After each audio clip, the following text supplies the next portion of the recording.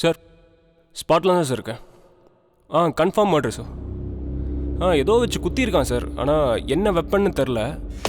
அவங்களோட பிளட்டோட கன்சிஸ்டன்சி வேறு ரொம்ப லைட்டாக இருக்குது சார். ஃபாரன்சிக்லேருந்து வந்துட்டுருக்காங்க. நான் உங்களுக்கு திருப்பி ரிப்போர்ட் பண்ணுறேன்.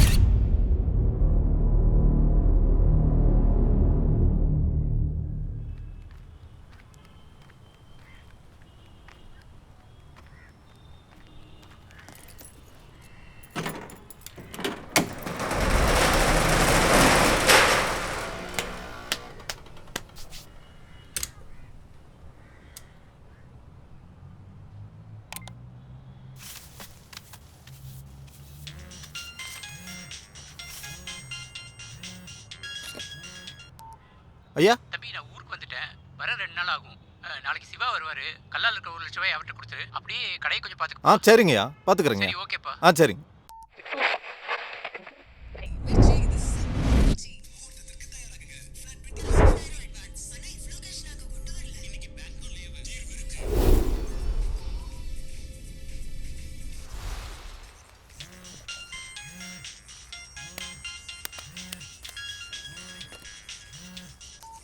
என்ன சொல்லுங்கண்ணா. தம்பி, இந்த டோக்கன் அட்வான்ஸ் கொடுக்குறேன்னு சொன்னியே, நாளைக்கு தரேன் தானே சொல்லியிருந்தேண்ணா. அட ஆமாப்பா, நாளைக்கு தான் சொன்னேன். ஆனால் வீட்டு ஓனர் இன்னைக்கே கேட்குறாரு. நான் கொஞ்சம் அட்ஜஸ்ட் பண்ணிக்க முடியுமாண்ணா? நாளைக்கு கொடுத்துறேண்ணா. இப்போ கொண்டு வந்தீங்கன்னா உனக்கு வீடு, இல்லைன்னா கஷ்டம். ஏன்னா ஆல்ரெடி ஒரு கஸ்டமர் ரெடியாக இருக்கான்.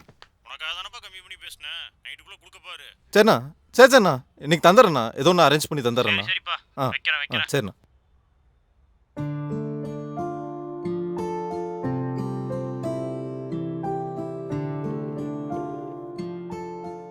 தம்பி, பணம் கொஞ்சம் வேணும்னு கேட்டிருந்தாலப்பா நம்ம வீட்டுக்கு.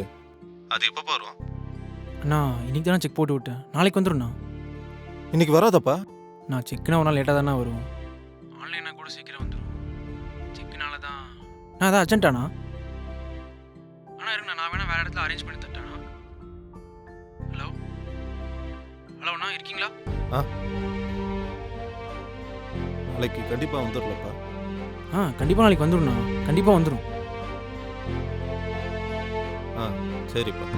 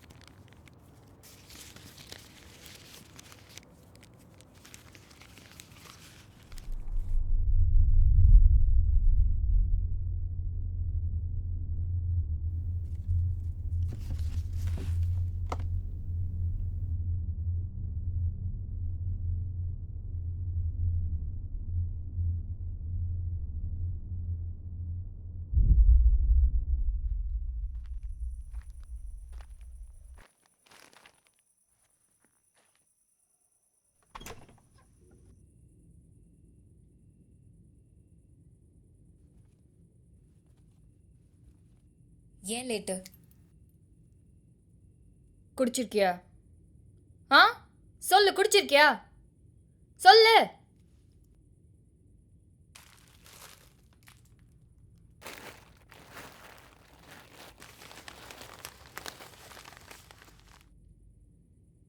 ப்ளூ கலர் எனக்கு பிடிக்கும். ஆனால் எதுக்கு இப்போ திடீர்னு? காலை 8 மணிக்கு ரெடியாக இரு. ஒரு முக்கியமான இடத்துக்கு போகிறோம். எங்க? அதை நாளைக்கு நீயே பார்த்து தெரிஞ்சுக்குவேன்.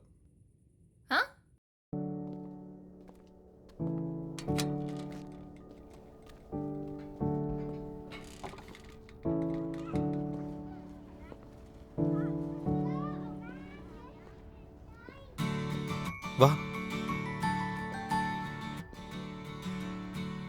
கதவு தரமா? என்னது, யாரோ வீட்டை நான் எப்படி திறப்பேன்? நீ துற சொல்கிறேன்.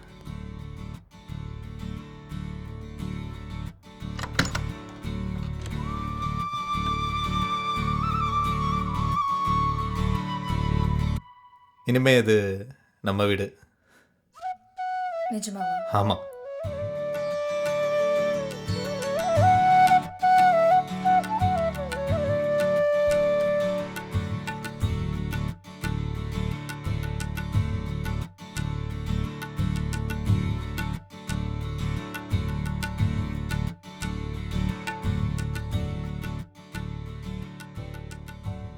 ஏன் இதை பத்தி என்கிட்ட சொல்லவே இல்லை? அது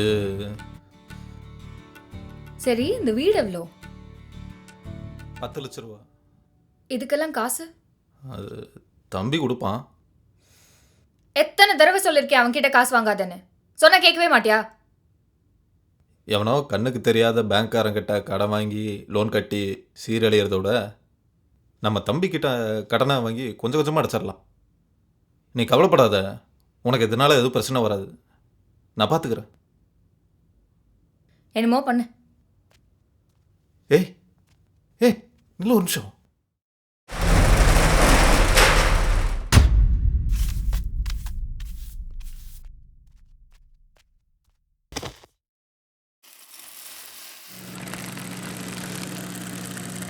அண்ணா 50 ரூபா 1 கிலோ அரிசி தாங்கண்ணா. பையர்காடா இல்லையாண்ணா? தம்பி, பிளாஸ்டிக் கவரில் தடை பண்ணிட்டாங்கடா. போ பையட்டோ போ. சரிண்ணா, வேற கடைக்கு போய்க்கிறேன். ஏய் வாடா வா, போட்டு தொலைறா. ஈ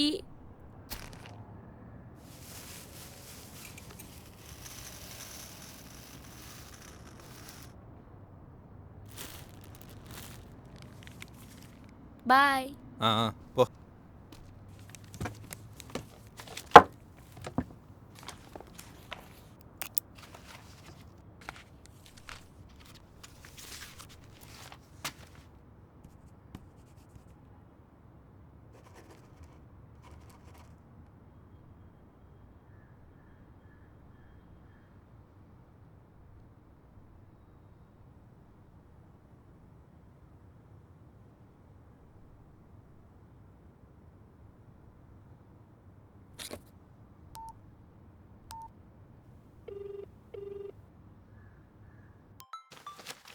ஹலோ தம்பி, சொல்லுங்கண்ணா.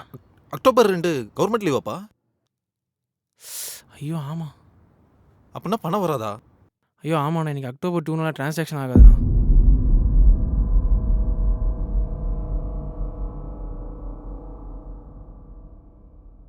இப்போ என்னப்பா பண்ணுறது? ஏன்னா நான் ஏதாவது ஃப்ரெண்ட்ஸ்ட்டு ஏதாவது கேட்கட்டானா? ரொம்ப அர்ஜென்ட்னா ஏதாவது பார்த்து பண்ணிக்கலாண்ணா, ஒன்றும் பிரச்சனை இல்லை. சரி விடுப்பா, நான் பார்த்துக்கிறேன். இல்லைண்ணா எதுவும் பிரச்சனை இல்லை. விடு, நான் பார்த்துக்கிறேன். 1 கிலோ பிரியாணி அரிசி எவ்வளோப்பா? 1 லட்ச ரூபா. உன் கடைவா கேட்ட? 1 கிலோ அரிசி விலை தானப்பா கேட்டேன். ஹலோ. ஹலோ மச்சான், சொல்கிறா. டேய், உன்கிட்ட காசு ஏதாவது இருக்குமாடா? Hello hello hello hello hello. மச்சான், நானே உன்னை கால் பண்ண நினச்சேன்டா. காசு கொஞ்சம் தேவைப்படுது, கிடைக்குமா?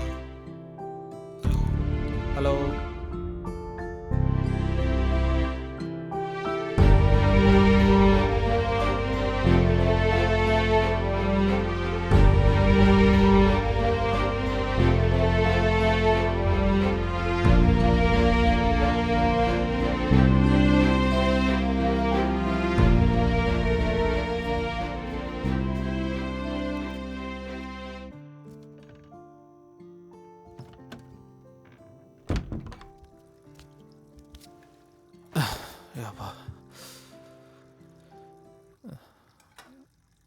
ஏண்டே, உன்கிட்ட ஏதாவது பணம் இருக்கா?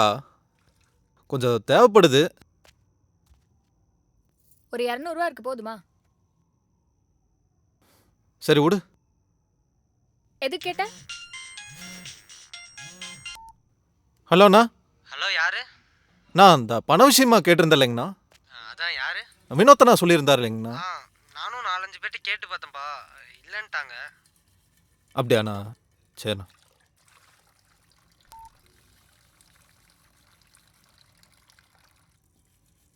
ஏண்டி, நான் உன்னை கேட்டால் தப்பாக எடுத்துக்க மாட்டியே? நீ முதல்ல என்னன்னு சொல்லு. இல்லை, உன் தாலியே இன்னைக்கு வச்சுட்டு நாளைக்கு எடுத்துக்கலாமா? கொஞ்சம் பணம் அர்ஜென்ட்டாக தேவைப்படுதுமா. நாளைக்கு கண்டிப்பாக எடுத்துடலாம். அதுக்குள்ளே பணம் வந்துடும் எனக்கு.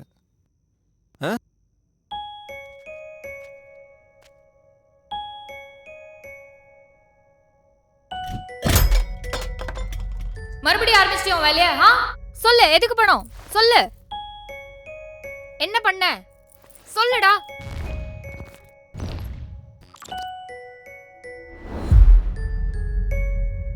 திருட்டு நாயே.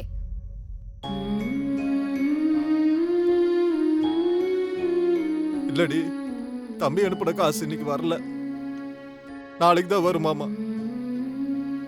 ஐயோ, ஓனர் வேற நாளைக்கு வந்துருவாருடி, என் வேலை வேற போயிடும். கண்டிப்பா எப்படியாவது நான் பணத்தை திருப்பி கொடுத்துறேன்டி, தயவு செஞ்சு எனக்கு உதவி பண்ணு. சொந்த வீடு வேணும் நான் கேட்டேனா? காலையில என்ன சொன்ன? இதனால எனக்கு எந்த பாதிப்பு வராதுன்னு சொன்னியா இல்லையா? போ வெளியில. இல்லண்ணா, போ.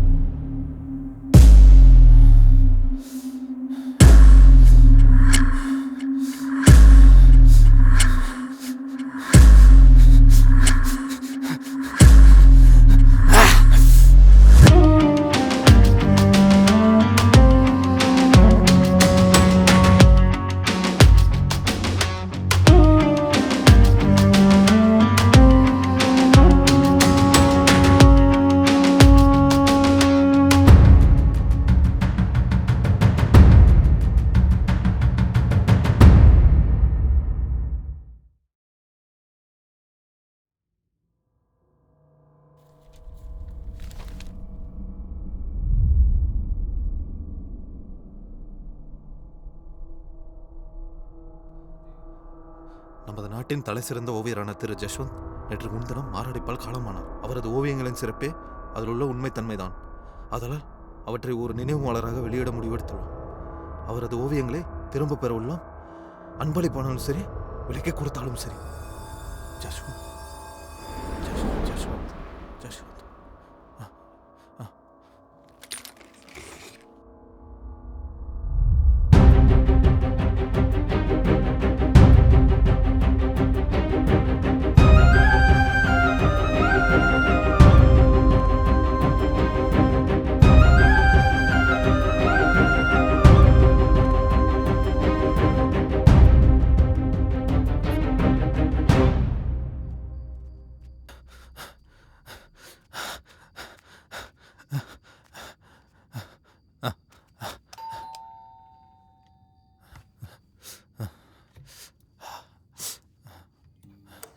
யார்ப்பா அது இந்நேரத்தில்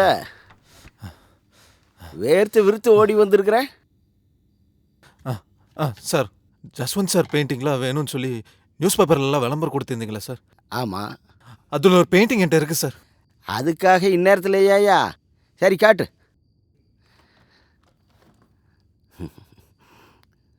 சரி வாப்பா, உள்ள வா.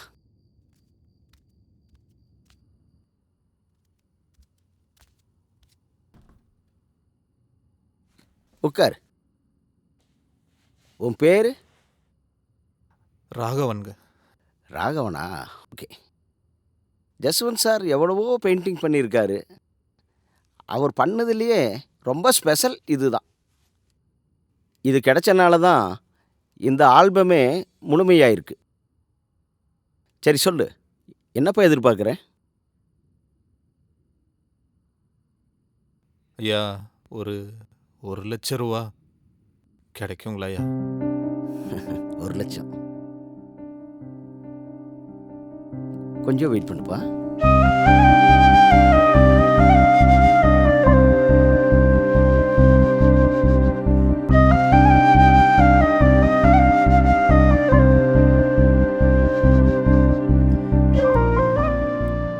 ரொம்ப நன்றிப்பா, நல்லா இருக்கு.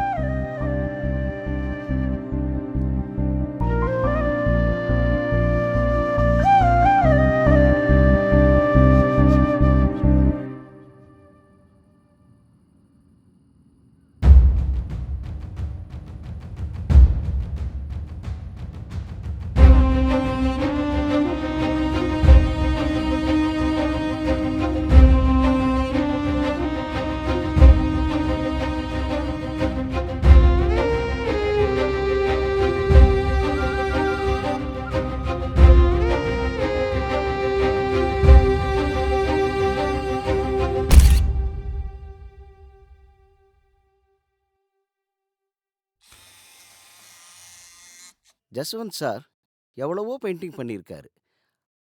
அவர் பண்ண பெயிண்டிங்லேயே ரொம்ப முக்கியமான பெயிண்டிங் இது. இதை ராகவன் தான் எனக்கு கொடுத்தாரு. நான் அவருக்கு தான் நன்றி சொல்லணும். சார் எத்தனையோ பெயிண்டிங்கை ஜஸ்வந்த் சார் பண்ணியிருக்காரு. பட் ஆனால் இதையும் ரொம்ப ஸ்பெஷல்னு சொல்கிறீங்க. ஜூலை 17, 1988 ஒரு பெண் கொலை செய்யப்பட்டிருக்கா. அந்த கொலை எந்த ஆயுதத்தை பயன்படுத்தி கொலை செஞ்சுருக்கிறாங்கங்கிறத யாராலையும் இது வரைக்கும் கண்டுபிடிக்க முடியலை. ஸோ இந்த கேஸ் இது வரைக்கும் அன்சால்வ்டு கேஸாக தான் இருக்குது. அந்த கேஸை பதிவு பண்ணுறதுக்காகத்தான் இந்த பெயிண்டிங். எந்த ஆயுதத்தில் கொலை பண்ணாங்கன்னு கண்டுபிடிக்க முடியாத ஒரு ஆயுதமா? அது எந்த ஆயுதமாக இருக்கும் சார்? அதுதான் எனக்கும் தெரியல.